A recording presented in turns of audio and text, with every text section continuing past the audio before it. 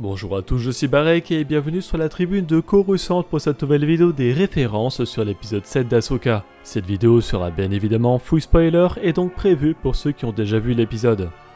L'épisode s'ouvre sur Coruscant où nous suivons Hera Syndulla qui est convoquée dans un bâtiment sénatorial puisque l'on reconnaît le symbole utilisé par le Sénat de l'Ancienne République. Celui-ci avait été intégré à l'Empire Galactique lors du changement de gouvernement en 19 avant la bataille de Yavin, puis dissolu par l'Empereur en l'an 0, autorisant les gouverneurs locaux à prendre directement le contrôle de leur territoire. Ce Sénat fut donc réinstauré avec la fondation de la Nouvelle République juste après la bataille d'Endor en 4 après la bataille de Yavin. La question se posait déjà dans la saison 3 de The Mandalorian, mais beaucoup de pouvoirs semblent être restés sur Coruscant, l'ancienne capitale de l'Empire. Or à ce moment, la capitale de la Nouvelle République n'est pas Coruscant mais Chandrila, la planète dont Mon Mothma, que l'on retrouve dans cet épisode, était la sénatrice à l'époque de l'ancien Sénat. Aux abords de ce bâtiment, on retrouve aussi des plateformes volantes comme dans La Menace Fantôme par exemple. Hera est donc convoquée pour répondre à ses actes des derniers épisodes où elle a désobéi à la décision du Sénat. Dans la salle, on retrouve la chancelière Mon Mothma, le sénateur Amato Xiono, le sénateur Mawood, Chopper, le lieutenant Beta et le lieutenant Vic Hawkins, que l'on a déjà vu dans la série, ainsi que plusieurs espèces aliens avec un Nitorien, un membre de l'espèce sans nom de Graila Stindi issu d'une scène coupée des derniers Jedi, un Nishitib, un Mon Calamari et un Sulustéen. Et aux côtés de Mon Mothma se trouve un autre Mon Calamari qui n'est autre que l'amiral Adjiel Ackbar lui-même. Hera est décrite comme la générale des forces de sécurité de la Nouvelle République, rappelant probablement le Bureau de la sécurité de la Nouvelle République, une agence de renseignement et de maintien de l'ordre de la Nouvelle République fondée peu après la chute de l'Empire et citée pour la première fois dans le roman Riposte Dette de vie. Pour soutenir Hera, Carson Teva intervient et parle de la bataille de Mandalore opposant les forces de Bo-Katan Kryze à celles du Moff Gideon, ce qui confirme clairement que l'entièreté de la série Ahsoka se déroule après la saison 3 de The Mandalorian. Et lors de son intervention, il dit une phrase très similaire à celle de Ki-Adi-Mundi dans La Revanche des Sith. What about the conflict on Mandalore? What about the droid attack on the Wookiees? Mais la Twi'lek est finalement sauvée par l'intervention du droïde de protocole C-3PO envoyé par une certaine sénatrice Leia Organa, déjà citée plus tôt dans la série et qui est ici désignée comme chef du Conseil de défense. Il s'agit d'une division de la Nouvelle République créée pour la série Ahsoka, mais qui existait déjà dans l'univers légende durant la crise de la Flotte Noire, issue de la trilogie de romans du même nom, avec La Tempête approche, Le Bouclier furtif et Le Défi du Tyran, ainsi que lors de la guerre Yuuzhan Vong avec les romans La Voix du Destin de la série Le Nouvel Ordre Jedi et Descendance et Sacrifice de la série L'Héritage de la Force. De son côté, Ahsoka Tano, toujours à bord du Purrgil Ultra en chemin vers Peridea, décide de s'entraîner au sabre laser en écoutant un enregistrement qu'Anakin Skywalker, son ancien maître Jedi, a fait pour elle durant la guerre des clones, puisqu'il porte son armure de général Jedi et a les cheveux plus courts que dans La Revanche des Sith. La Tok'ruta précise qu'il en a fait une vingtaine d'autres, que l'on voit d'ailleurs dans une caisse en bois, et qu'il s'agit ici de son dernier, et ce n'est en réalité pas le premier que l'on voit. En effet, dans la série animée Rebels, Ahsoka en visionne un dans le Ghost où Anakin montre une variante personnelle de la forme 4. Ezra Bridger dit d'ailleurs que lui-même en a visionné plusieurs et qu'il s'en est servi pour son propre entraînement au sabre laser. I'll show you. 1, He's amazing. I've watched these recordings to help me with my own saber training. Cependant, on peut noter qu'Anakin porte dans cette version une tenue différente. Dans l'enregistrement présent ici, Anakin prévient qu'Ahsoka pourrait affronter bien plus que des droïdes, en citant les noms du général Grievous, d'Asajj Ventress et du comte Dooku, trois grandes figures séparatistes avec respectivement le général des armées droïdes, une assassin Sith et le leader en personne de la Confédération des systèmes indépendants. Ahsoka a d'ailleurs déjà affronté les deux premiers, Grievous à la station Skytop et sur Florum. He's just another tinny, boys. Let's scrap him like the rest.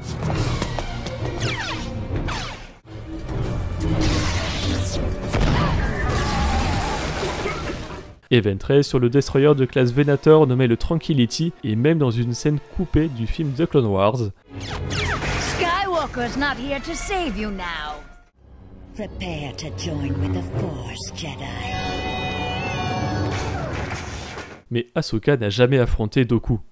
En débarquant en orbite de Peridea, les Purrgil tombent dans un champ de mines posé par les forces de Thrawn. Ce design de mine spatiale ou mine orbitale sera utilisé plus tard par le Premier Ordre dans la série de comics Podamron. Durant cette scène, Huyang s'exclame qu'ils vont être pulvérisés en restant ici, faisant un parallèle à la réplique de Leia Organa dans l'Empire contre-attaque. We're going to get pulverized if we stay out here much longer. We're gonna get pulverized if we stay out here much longer. You can argue with that. Dans le dernier épisode, après avoir appris la venue prochaine d'Ahsoka, Thrawn a demandé à Morgan Elsbeth toutes les informations qu'elle avait sur la Jedi afin de pouvoir anticiper ses coups. La sorcière a bien fini par trouver quelque chose qu'elle dit tirer des bases de l'Inquisition, posant encore plus de questions sur son lien avec Marok, vaincu par Ahsoka sur Sithos et décrit comme un ancien inquisiteur impérial.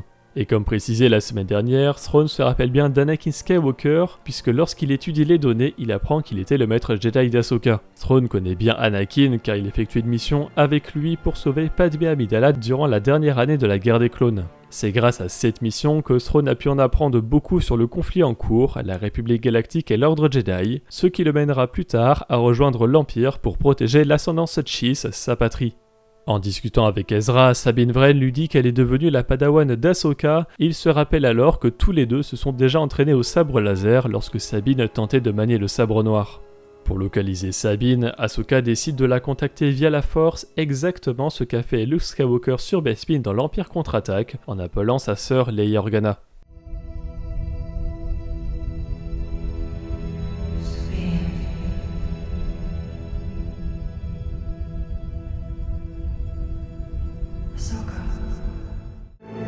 Hear me. Leia. De son côté, Baylan Skoll envoie Shinati sur le chemin de sa destinée qui semble se séparer de lui, avec un discours rappelant celui d'Obi-Wan Kenobi à Luke Skywalker dans Un Nouvel Espoir. Your ambition drives you in one direction. My path lies in another. Your destiny lies along a different path from mine. On poursuit sur les références de répliques avec Ezra qui cite Yoda en disant que la Force est son allié, chose logique en un sens puisqu'il a en quelque sorte déjà suivi les conseils du vieux maître Jedi. No. The Force is my ally. That's all I need. For my ally is the Force. And a powerful ally it is. Peridea semble définitivement prendre une grande inspiration du Seigneur des Anneaux, avec ici les Naughty attaqués par des hurleurs, rappelant l'attaque des wargs et des orques contre les réfugiés du Rohan dans les deux tours, et même les Naughty eux-mêmes rappellent les hobbits dans leur tenue et les pieds velus, les ancêtres des hobbits, pour leur côté nomade où ils se baladent avec leur propre maison. Rien à voir avec le Seigneur des Anneaux, mais nous voyons un Naughty se battre avec une fronde, et on ne peut s'empêcher d'imaginer qu'il a été entraîné à cela par Ezra puisque lui-même plus jeune utilisait une fronde à énergie. Pour se défendre des hurleurs et des maraudeurs, les Naughty engagent une formation en cercle, une technique utilisée réellement par exemple par les convois américains du Far West lorsqu'ils étaient attaqués par des locaux. Et on retrouve cette stratégie également dans The Clone Wars lors de l'assaut de la République pendant la deuxième bataille de Geonosis. Après avoir vaincu les maraudeurs de Peridea, les forces de Thrawn arrivent pour assister Shinati et affronter Ezra et Sabine. Ainsi, les Night Troopers débarquent à bord de canonnaires aperçus dans le dernier épisode à bord du Chimera et déploient même un petit droïde volant. Il s'agit d'un clin d'œil intéressant puisque ce modèle de droïde, le droïde de patrouille impériale IMG 099 Mark IV, est un modèle de surveillance déployé par l'Empire sur Tatooine après la bataille de Scarif, afin de rechercher R2-D2 et C-3PO qui détenaient les plans de l'étoile de la mort. C'est d'ailleurs très probablement ce droïde qui donne toutes les informations sur les forces présentes à Thrawn. Après avoir atteint l'atmosphère de Peridea, Ahsoka débarque au sol en sautant de sa navette, rappelant la façon dont elle a débarqué d'une canonnière clone durant le siège de Mandalore. Ainsi, Ezra, Sabine et Ahsoka affrontent les Night Troopers de Thrawn et Shinati, et le Jedi a profité de son exil sur Peridea pour développer une nouvelle forme de combat, mélangeant art martial et force. Il va même jusqu'à stopper la lame du sabre laser de Shinati avec la force, comme le feront plus tard Rey et Kylo Ren sur Kevbir, avec le même effet visuel de lame arrêtée mais toujours en plein mouvement.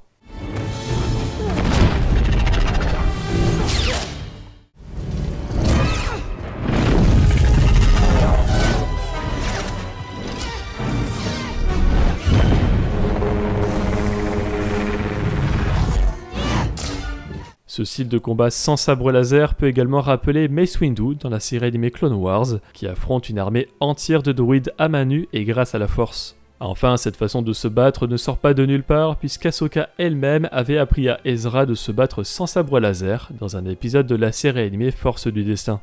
Et je vais profiter de cet épisode un peu plus pauvre en références pour revenir sur des éléments des autres épisodes que j'ai manqués. Tout d'abord, StarWars.com a donné un nom officiel au modèle du chasseur qu'ont utilisé Shinati et Marok, ce sont des chasseurs Fiend RP82. Et sur l'épisode 6, quelques détails supplémentaires étaient à repérer. Tout d'abord, un symbole récurrent sur Peridea est le triangle, et plus particulièrement le triangle inversé, comme dans la cellule de Sabine Wren. Tout d'abord, le triangle est un des symboles des Sith, imageant tous les pouvoirs qui convergent en un point, contrairement aux Jedi qui préfèrent le carré. Vu les liens entre Sœurs de la Nuit et Sith, que ce soit par leur alliance ou par le simple fait d'utiliser le côté obscur, voir des symboles similaires paraît assez logique. Mais le triangle de Peridea est surtout inversé, renvoyant probablement au pentagramme inversé, associé à la sorcellerie et donc aux Sœurs de la Nuit. Un autre détail du temple des Sœurs de la Nuit de Peridea sont ses inscriptions sur le mur extérieur. Elles rappellent le design de l'écriture utilisée par les Zeffo, une ancienne espèce dont certains membres étaient capables de manier la force, qu'ils appelaient le vent de vie, et ceux qui y parvenaient étaient connus sous le nom de sages. Un de ces sages, nommé Kujet, avait établi un grand palais sur la planète Dathomir, des siècles avant la chute de la République Galactique. Régnant après les sages Aelram et Mictrul, Kujet était un chef impitoyable qui ordonna la destruction des astriums que les espèces utilisaient pour leurs pratiques religieuses.